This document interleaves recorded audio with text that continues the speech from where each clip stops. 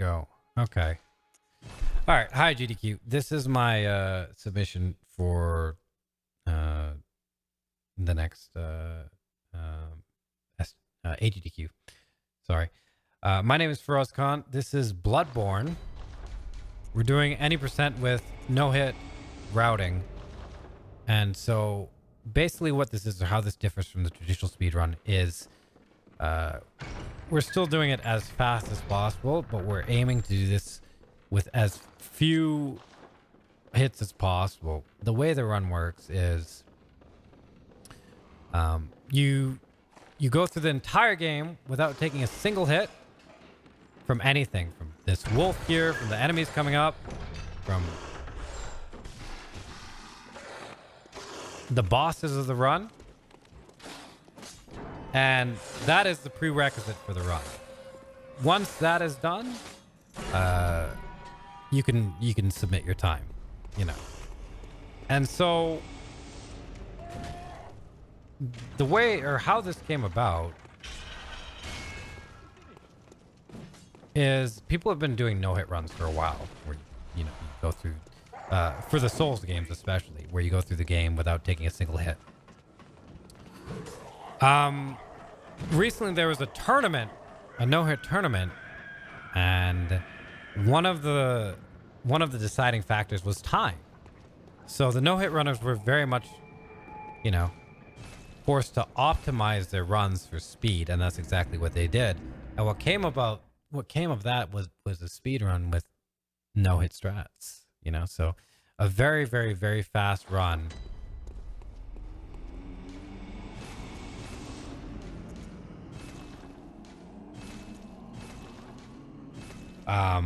Without taking any hits at all. And so that's what I'm doing. I'm showing you today. The rule set of this run, there's no skips allowed, no glitches or anything. So it's no major skips, no major glitches. And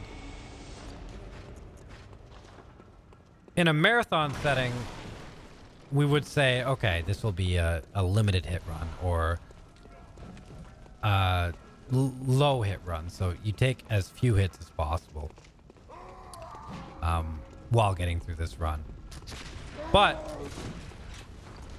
one thing about the traditional Bloodborne any percent, or even the all bosses, is there are a lot of the reset points are very prominent. There's a ton of reset points in those runs. There's a Papa G reset point. There's a Shadows ROM, One Reborn. The DLC has a bunch of reset points. There's a ton of reset points. The thing about this run that's really, really, really good is that it's very consistent. Compared to maybe 4 or 5 reset points in the traditional run, this run has maybe one maybe. The rest are very consistent. There's no real points where you can't complete a run or anything. Like it'll be fine all the way through. It's really good. Anyway, so what I've done so far is I've gotten 10 Molotov cocktails, 4 blood vials. I've gotten 4 bold hunter marks as well from Eileen the Crow, and those are all the hunter marks we'll use in this entire run. And what we're doing now is we're going up ladders to get to Father G's house, to get to Father Gascoigne's house, where we'll find his daughter. Sorry, excuse me, I've been talking for a while. And his daughter will give us a music box, and what the music box does is it basically helps us to kill the first boss, Father Gascoigne.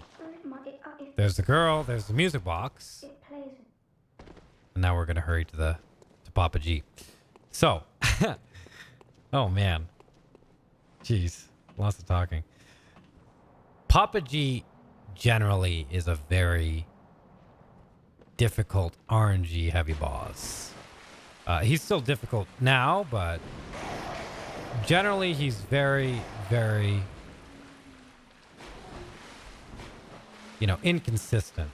And what having the music box does is it takes away a lot of that RNG, and it takes away a lot of inconsistency, and it makes this a much more fluid fight. There's always things that can go wrong in this fight, but we got backup strats for that. Okay. And again, since we're trying to do this with 0 hits, like with no hits taken, it's also that much more important. All right, I'll explain the fight as I go, but this is a very specific strat, and it'll be executed very specifically as well. Okay, I'm gonna run up here. I'm gonna go to this gravestone. I'm gonna get a sub. I'm gonna wait for an attack.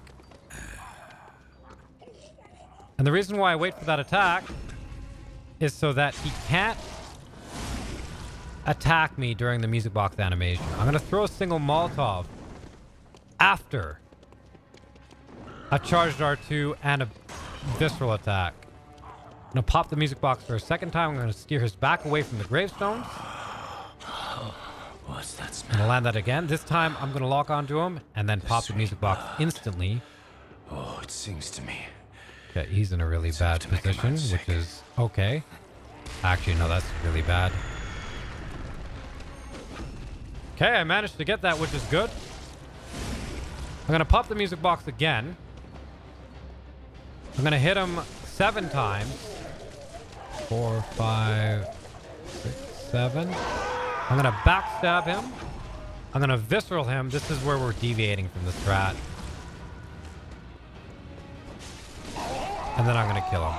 In some cases, I would have had to throw an extra Molotov if I missed 2 viscerals, but that ended up okay. So that wasn't the perfect strat right there.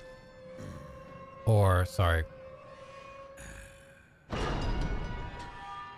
Yeah, that wasn't the perfect show of the strat. Thank you for the sub, Wolfie. But that was pretty clean still. And because of that, Papa G, the fight Papa G, where Father Gascoigne, sorry, which is usually very, very difficult, very hard. Sorry, I just got 5 subs. Man, thanks for the subs. Thank you very much. Hold on. GDQ.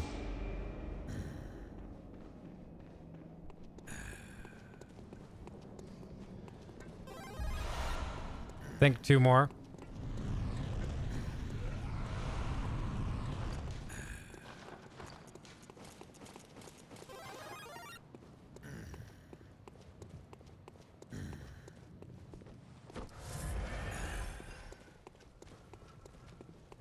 Okay. Thanks for the subs. Yeah. So what I've done right after the fight, I'm on my way to Bloodstar Beast. This is a Bloodstar Beast split. I picked up the Hunter set. And I picked it up while I was sprinting. One thing that's really cool about Bloodborne is you can menu while you sprint. Nice. Good counter damage there. And the reason I picked up this Hunter set is not for armor because we're not taking hits or anything. But because it gives us more beasthood, and beasthood is something I'll explain. There's an item that you'll get throughout this run. We're going to get one in this split. It's called a Beast Blood Pellet. Popping that Beast Blood Pellet will give you a meter. And that meter is your beasthood meter. What that does is the more you attack, the more damage you do. The trade-off being the more damage you take as well. But since we're not taking any hits here, it's not really a big deal. So that's why we have this item on. Or sorry, we have this armor on. Okay. Yeah. And again, like as you saw with the Papa G fight, I'm going to pick up 3 cocktails here. This run and this rule set adds like another layer of tension and excitement onto speed runs for this game, because you got to play perfectly. If at any time you get hit, the run's technically over. Of course, not for the marathon. We would just continue with it, but it would be, you know, a difficult thing. So getting through this without a hit is a scary thing. Okay, what we're gonna do here is we're gonna roll off here. We're gonna roll off that pillar. That saves us from a fall stagger or something. And if we stagger at the end of our fall because we fall all the way off the cliff, we can get shot by that machine gun, which is not good. We can get shot by Jura, who's using that machine gun.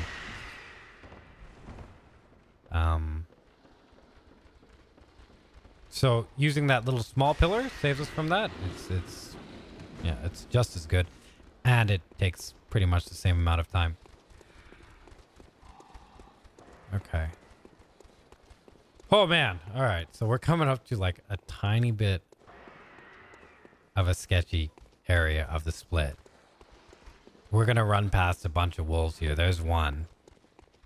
And generally these wolves are okay. Oh my god. All right. He almost hit me. Generally these wolves are okay. But when there's 3 or 4 of them coming at you at the same time, it can start to be a problem. Grab the beast blood pellets that I talked about earlier there. And we're going to strafe as many of these wolves as possible. Another one's going to pop up there. And they're likely going to follow me all the way to the boss room. So we got to menu very carefully here. Okay, good. So I'm going to put on fire paper, beast blood pellets, and cocktails, as well as some bolt hunter marks. And as we get into this room, we're going to use them in that order. So I'm going to pop my fire paper here. I'm going to go to the last pillar and then use the beast blood pellets. And then I'm going to throw a cocktail for the blood-starved beast, who just happens to react to them. Not all bosses do. I think it's just blood-starved beast and Parl in this case. But it allows us to do a lot of damage without taking any risks. Okay, that almost hit me, which is a little bit scary. Okay, good. Got the backstab. For some reason, she didn't react to it. I don't know why. Alright. So, not the cleanest fight, but we still made it out with 0 hits. Yeah. What happened there? I'm not actually sure what happened there. Generally, when you do a charged R2 and hit someone or an enemy or a boss, they'll go into a stagger position if you hit them in the back. And so that's what she did. And in that stagger position, she should take double damage. But she only took normal damage, which is a little bit weird. But hey, man, that's Bloodborne. We made it out okay with 0 hits. And very fast as well, so that's fine. Maybe a little bit of time loss, but nothing too big. I'm going to throw this cocktail here for the Wandering Madness. He's going to give me upgrade materials. We're not going to use those upgrade materials this split. They're going to be used to upgrade our weapon for not this boss, but the next boss coming up. And then people who have played this game know that we're coming up to Vicar Amelia. And Vicar Amelia is generally a difficult boss.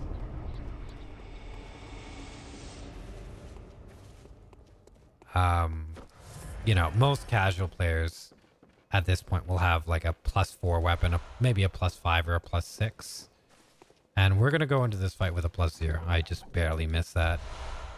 Again, if you fall and you open the chest while in midair, you skip the animation. But most casual players will go into this fight with a +4, +5, +6, something like that. Because she's a tough boss, and she also has the capacity to heal. And so if you don't do enough DPS, she can out-heal your DPS, and the fight can go on forever, and it's just a nightmare. But we're going into this fight with a +0. And so you might say, okay, so how are you going to do this with a +0? And the answer is, well, there's a very specific strat for Vicar Amelia that revolves around a mechanic in Bloodborne, unique to Bloodborne, called limb staggers. And of course, beast blood meter. So basically, what a limb stagger is is each of the limbs of this boss, Vicar Amelia, has a different HP threshold. Once that HP threshold is hit, the boss will go through a stagger animation, and that limb will take double damage. And so what we're gonna do to Amelia right now is we're gonna stagger lock her. Basically, we're gonna make it so that she cannot attack us at all this entire fight. And I'll explain as I go. Okay, so fire paper on. Gonna pop the beast blood pellet right here. Gonna hit her in the arm 3 times. Gonna go for her leg now. Stagger, good. Gonna circle around. Go for her other leg. Hit her 4 times. Hit her once in the face for fun. Visceral her, because she's in her, her stagger pose. I'm gonna go for her leg. And this isn't a limb stagger. That right there is a hard stagger. I'm gonna hit her twice. More in that leg, dodge an attack. And then hit her 4 times in this arm, causing another stagger. And then hit her in that same arm, doing double damage and killing her. And that's Vicar Amelia. Okay. Good fight. Very satisfying to do. That's the cool thing about Bloodborne is it looks cool, and it's also satisfying to pull off every time. It never gets old doing that. Right. And so the reason, again, why I was able to do so much damage to her, if you see right now, the meter above my head just disappeared. That's the beasthood meter. I built up enough beasthood meter during that fight. Oh boy.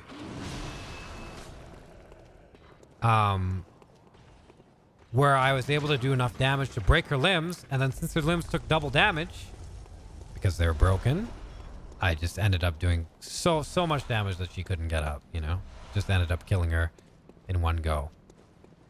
Okay, I'm gonna get my Molotovs out. I'm gonna throw them at this first crow here. I'm gonna turn around, throw one at this brain sucker immediately. Thank God it hit this time. Last time I did that, it didn't hit. And I'm gonna pick up the upgrade materials behind them. And from there, we're gonna go into the forest.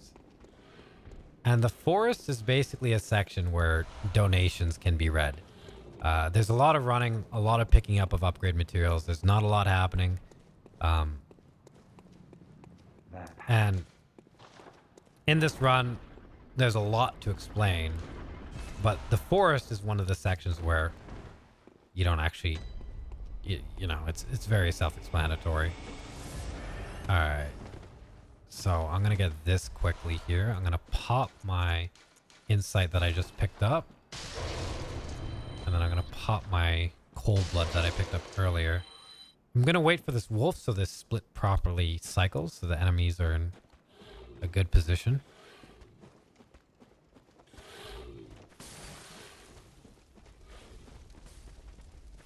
And then we're going to pop this lamp. Again, so far, very consistent, very fast. Still no hits taken. Make sure I have enough stamina to dodge that trap. I'm going to take out my last cocktail, throw it at the wall here. Cycle the Molotovs. Oh, I fell. That's not good. Okay. Throw them at the Wandering Madness. Alright, that's okay. You generally don't want to fall down there, but that's not too big of a deal. Okay, that Wandering Madness gave me 3 more upgrade materials, which is also very nice. There's a wolf chasing me, but he'll stop soon. He'll give up. I don't know, he's really close. But apparently I'm the faster sprinter. Alright, I'm going to kill these dogs here, not for fun. But because if I don't, and I go get this item, I'll be trapped. And they'll ambush me, and they'll probably end up killing me. Okay, I just picked up blue elixirs there, so I'm going to pop them right here. We're going to grab the beast blood pellets through the wall. And we're going to go to a part of the run called the Molotov River. Now, generally, this is a fairly scary part of the run because, you know, there's a bunch of guys up there, and if you're not fast enough, they throw Molotovs at you, and then you die. You literally just die. There's nothing you can do. You're in an oil swamp, so you take double damage from Molotovs. And of course, there's those enemies with the quick attacks as well. Okay, grab the upgrade materials. We're going to grab 2 more sets of upgrade materials here. Then we're going to open a door, go through, find some more cocktails, which are important. We're going to equip them right away. And then we're going to make sure we regain our stamina here all the way. And then we're going to sprint. And hope to God this cannonball is nice. Good. Okay, if you don't manage your stamina properly in that section, that cannonball will hit you and kill you. It's a one-shot cannonball. Cannonball to the face. Okay. So here we're coming up to a snake. A snake man. A snake man. And we're going to dodge past him. It's a little bit tricky. Scary. I almost got hit there. A little bit tricky, but you got to basically run up to him and dodge at a specific time and a specific position because he can do a bunch of different attacks and you only have one dodge to deal with all of them. So the timing's very specific, but it's, again, consistent. Unlocking this shortcut here because jeez. Once I get upgrade materials in this split, I'm going to hunter mark out and upgrade before we fight the next boss in the run, the Shadows of Yharnam. And the reason we do this is because the Shadows of Yharnam there's a lot of RNG to them. There's three enemies in the same fight, or 3 bosses in the same fight, which opens up a lot of RNG possibilities.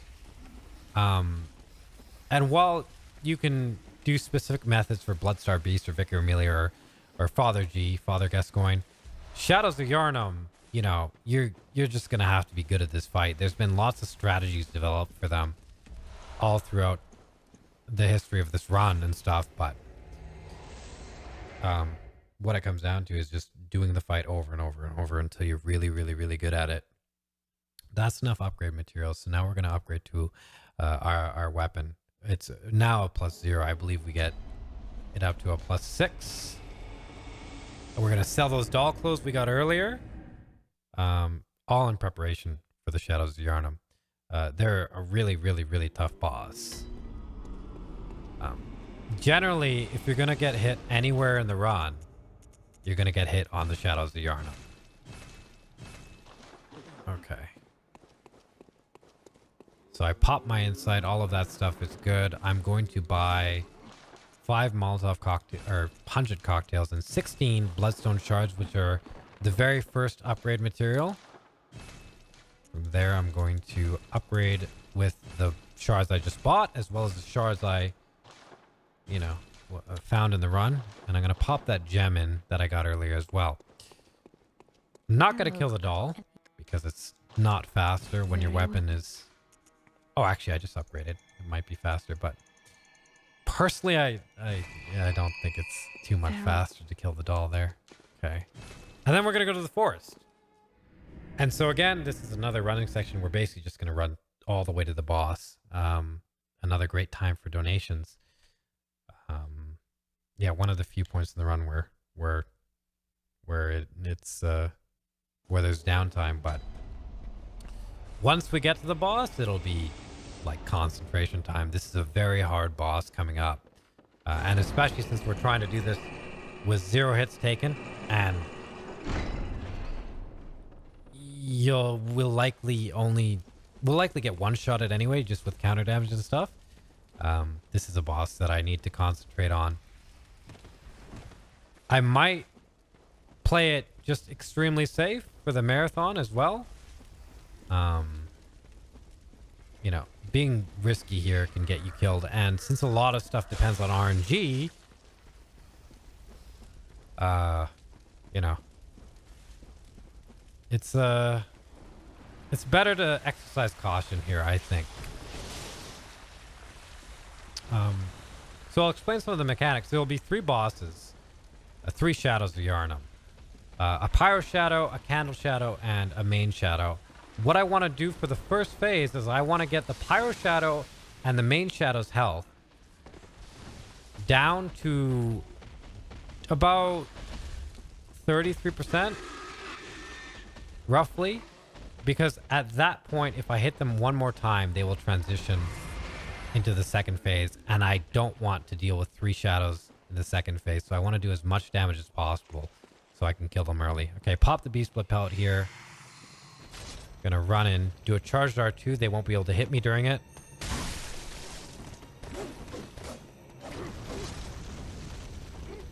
Okay, we almost got good RNG, but the pyro guy decided to attack. A little bit close. I want to do transition attacks here as often as possible.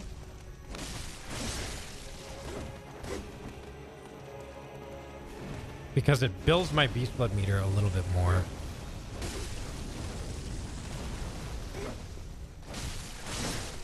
Okay, that's probably good for him.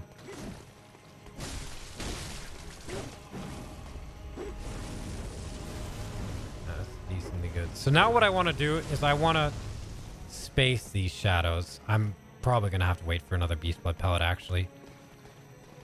It should wear off soon. I want to... Yeah, there it is. I want to space these shadows so that the pyro shadow isn't able to hit me with an attack. Like that. And the candle shadow... Oh my god. Can't hit me either. Now I'm going to try and manipulate this so I can get a clear path. This guy.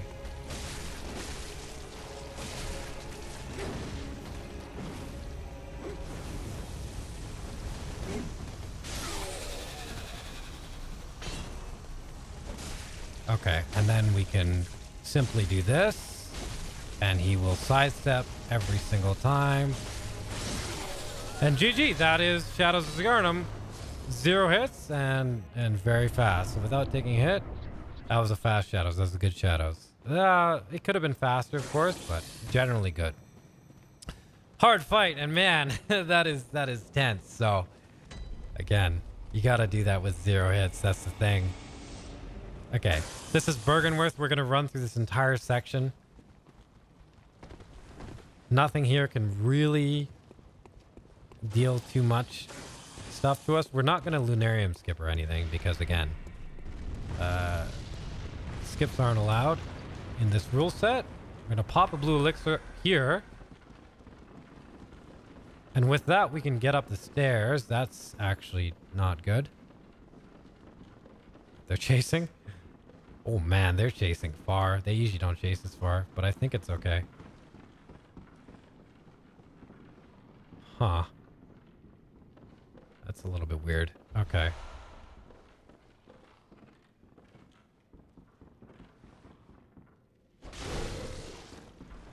Alright. I plunged that guy to make sure, you know, he was dealt with. Gonna roll. Okay. All right. Okay. All right. We're safe. Jeez.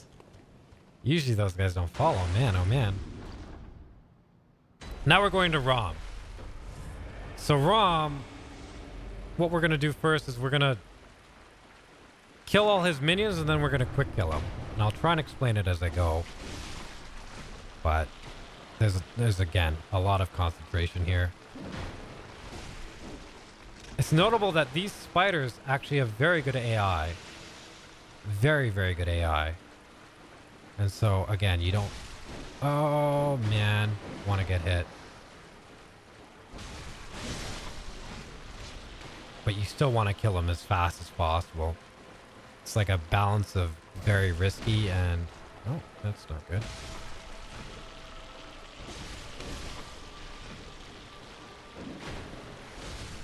And very safe strats. These spiders, notably, they'll like watch you and stuff. And then when you're attacking their friends or near their friends, they'll attack you. Okay, good.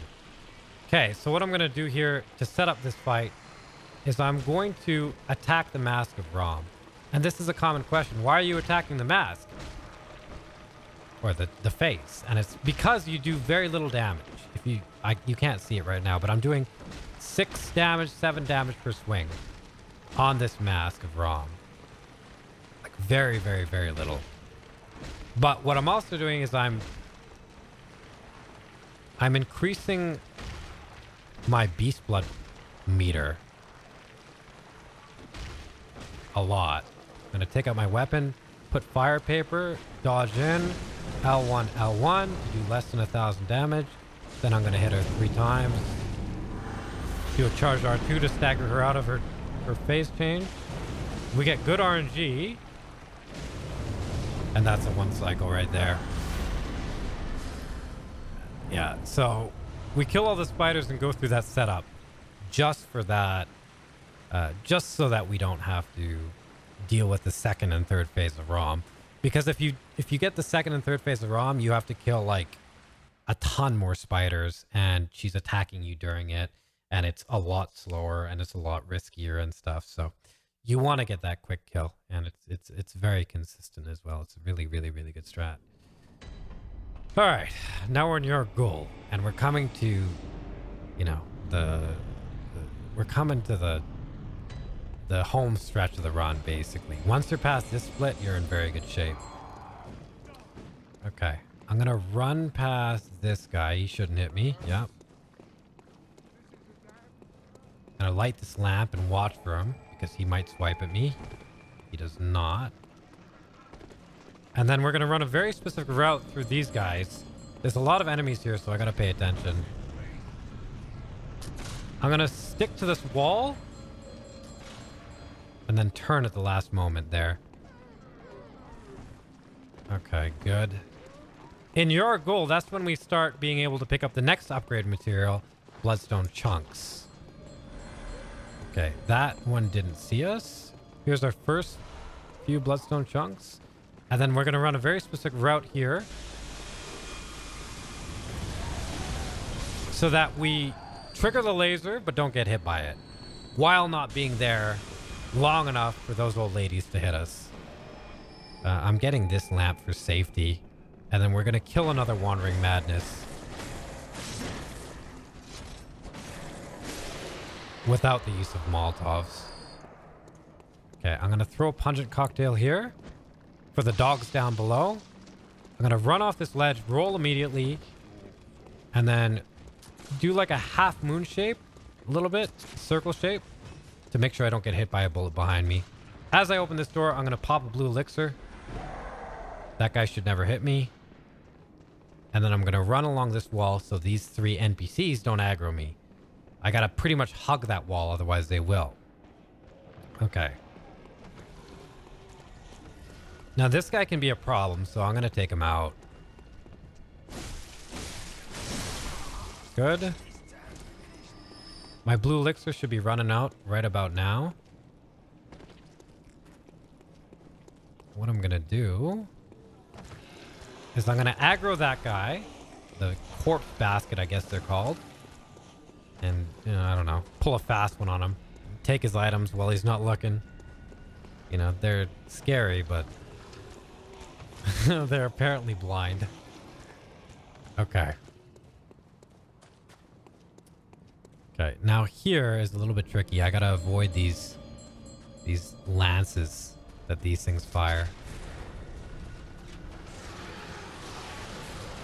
A little bit scary there. I'm gonna throw a cocktail for this wolf just to get him away from that item I want. I'm gonna stall here so I don't get shot in the face. And then I'm gonna throw another cocktail for that wolf, just so I can pick up these vials safely. And with that, we're done Yahar'gul, and we're on to One Reborn. Now, One Reborn, well, let me tell you, if you liked, if you liked the Amelia method, the limb staggers and and everything, then I think you'll like One Reborn. Good, I got the transition, so this will be a little bit faster. Alright, so we're going to ignore him, or whatever, her, it, for now. And we're instead going to go up here. We're going to skip this bell lady because if I attack her while One Reborn's in that position, he can hit me and, you know, likely kill me, actually. And so we're going to circle around, being careful. You know, there's a certain pace you have to observe here. And R1, L1ing each of these bell ladies to kill them.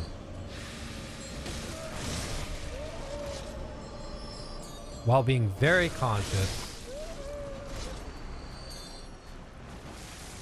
Okay. He's going to spit here. I want to dodge that. Make sure it doesn't hit it. Oh, that's a little bit scary. Okay. So you want to be behind pillars when he's spitting. When he's whisper spitting, like there.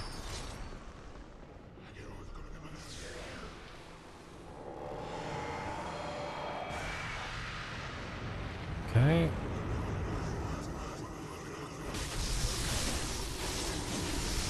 Stagger the main body. Stagger the first arm. We're going to hit him in the main body just for keep that combo going. Stagger the second arm. Stagger the tail.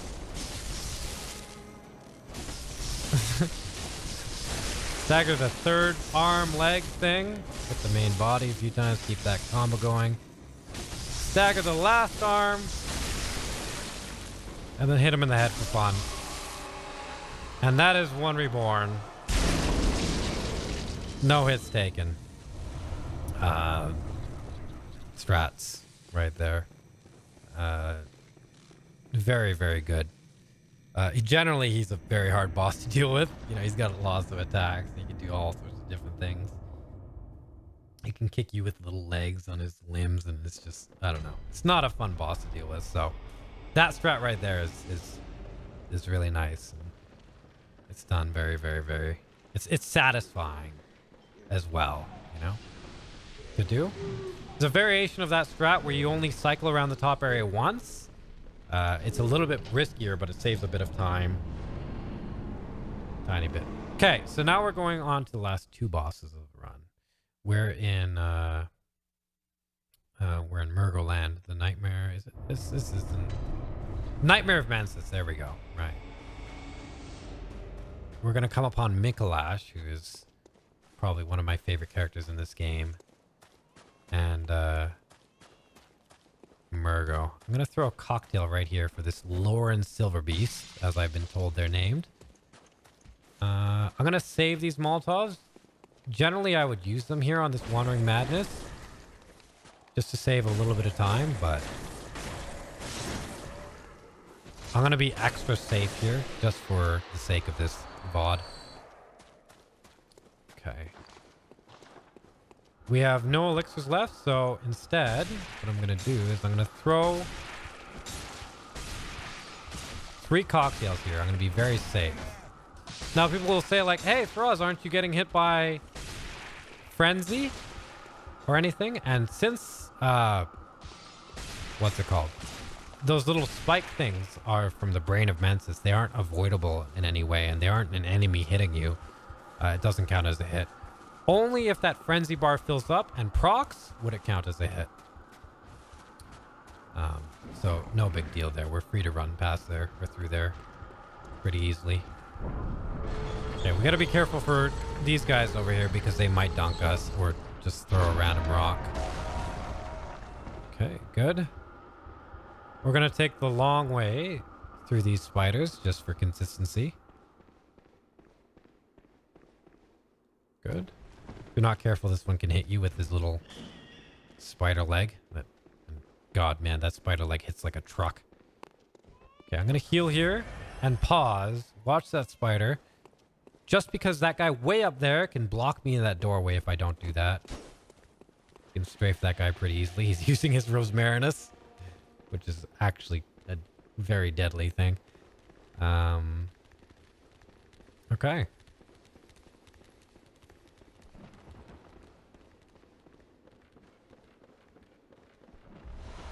So here for safety, we're going to use one of these blue elixirs.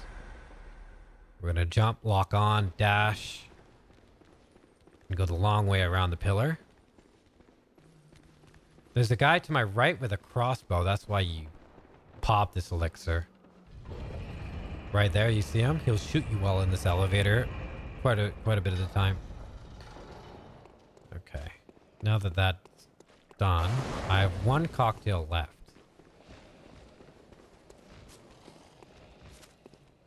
So this dog's gonna fall. Sometimes he sits in the cage. You could actually hang out with him if you want. I'm gonna throw this cocktail. Because there's like a crow dog there. Like these are all crow dogs, but there's a dog. There's a crow head with a dog body. And those guys are really scary. They make really cool bark sounds, but man, oh man, are they scary. Anyway, this is the second and last time I will upgrade in this run. Technically, you could do this next fight with the stats and stuff I just had, but it's a lot faster just to upgrade and put in the gems we gathered and stuff like that, and just do it properly. So I'm gonna get a +8 weapon. We have just enough chunks to get a +8, and then I'm gonna replace my gems so I get a +12 and a +18. I'm gonna spend my insight quick. We don't actually need those items. It just welcome. One sec. 30, 25, 35. Okay.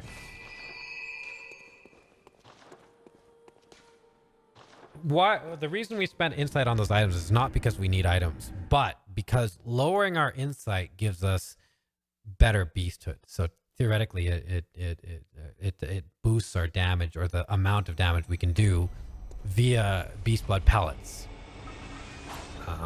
Yeah, so if you're asking like, hey, why would you use 13 more pungent cocktails when there's only 2 bosses left? The answer is we don't. Doesn't happen. It's not a thing. Okay, I'm gonna take those bolt 100 marks off because I don't need them anymore. And then we're gonna go into a very precise fight here. Very precise and difficult fight.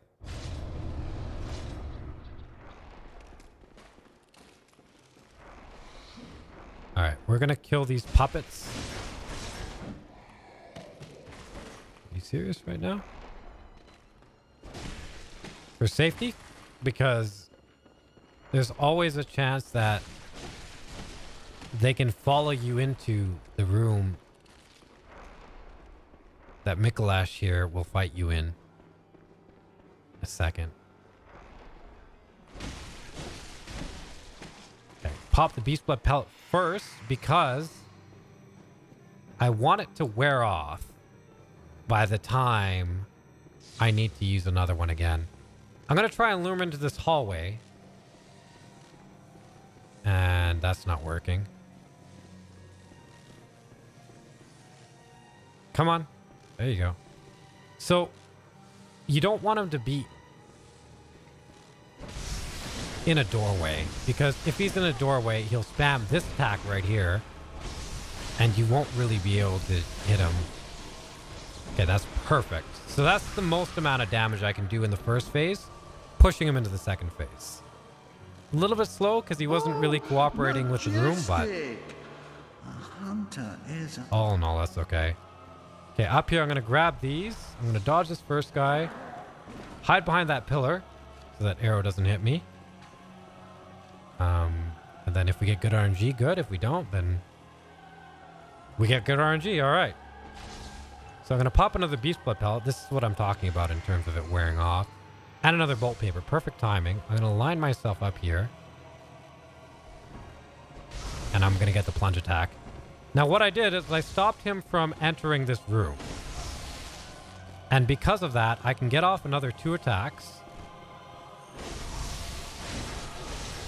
And one cycle him. before he's able to do anything. Very precise method right there. Very, very precise method. What usually ends up happening is he runs into a room, a gate closes, you have to drop down on him, and then, you know, the fight can get pretty messy from there.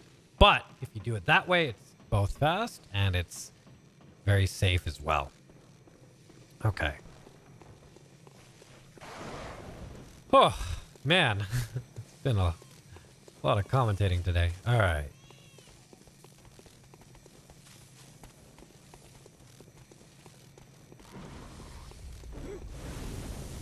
Gotta be careful for that, man. That fireball has flash radius, so it's a little bit scary. Manage your stamina properly. We're gonna pop our last blue elixir here so that we can safely run past these chub pigs.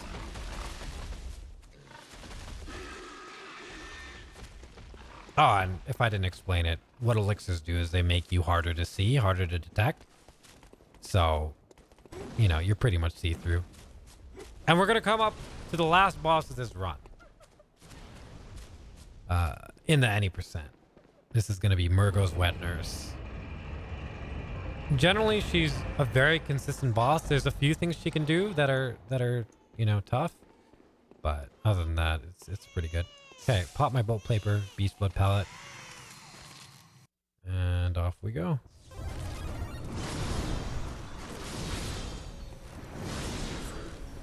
So I'm going to be in a very specific position when I hit her. I'm not going to just hit her from the front because I want to very much avoid those instant lawnmower attacks.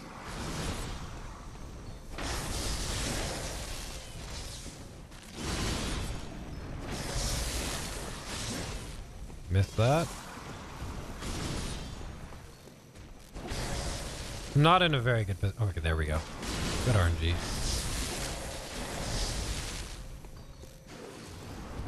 You generally don't want to be in this position. Not very good where she's against a wall, but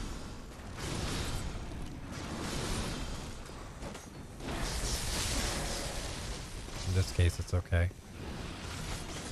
Bait out a lawnmower. She wants to continue to be here, I guess. Good.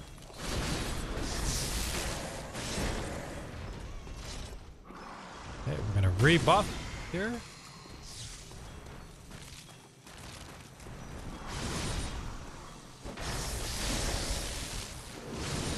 Okay.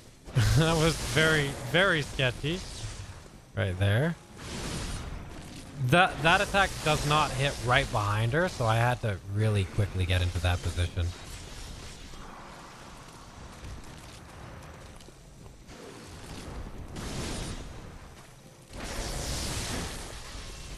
Okay, nightmare skip.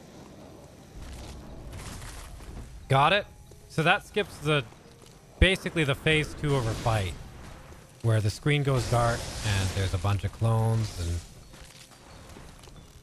it's just really not good.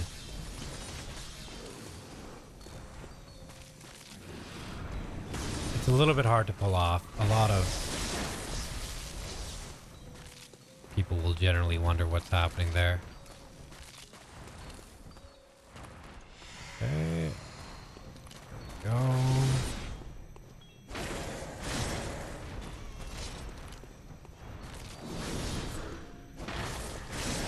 And that's Murgo's Wet Nurse. Okay. Good. So that's the last boss of the run. That fight went a little bit slow, but you know, it went okay. So we're all right. And that is Bloodborne any % in well, we'll see the time in a second because the time is based on in-game time. But with 0 hits taken right there. Like I said, for GDQ the marathon, we can do a limited hits or least amount of hits taken or something like that, but it's all the strats are consistent and stuff, and there's no problem with that. This would be a good run. So I'm gonna estimate this was maybe a 48 or so, 48 minutes, I think. Maybe, yeah, it'll definitely be less than 50. So with any %, what we do is we let German take our life. cuts off our head. No, it does not count as a hit. Ha ha ha ha. And then once we're in New Game Plus, we're going to quit out and check our time. And that's the run, man. I'm actually very, very excited to see what I got. All right.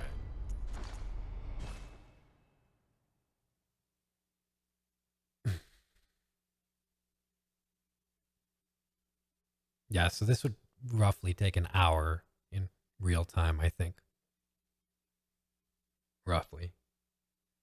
Maybe a little bit less, but that is a 47:55. So like I said, 48 minutes, that's 48 minutes. Time saves could have been in the Shadows fight, or maybe in the Murgo fight, maybe. But all in all, that's a pretty good time. And that's the run. So I hope you liked the submission. I hope it was okay. Like I said, this is speed run with no hit routing. So we're aiming to do this as fast as possible and in as few hits as possible, as in not taking any hits from enemies, like as perfectly as possible. And those are the strats. Yeah, I'm Faraz Khan. This is my submission.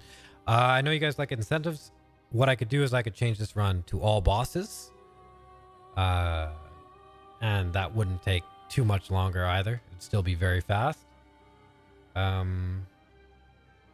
Yeah, so that's it. I hope you enjoyed it, and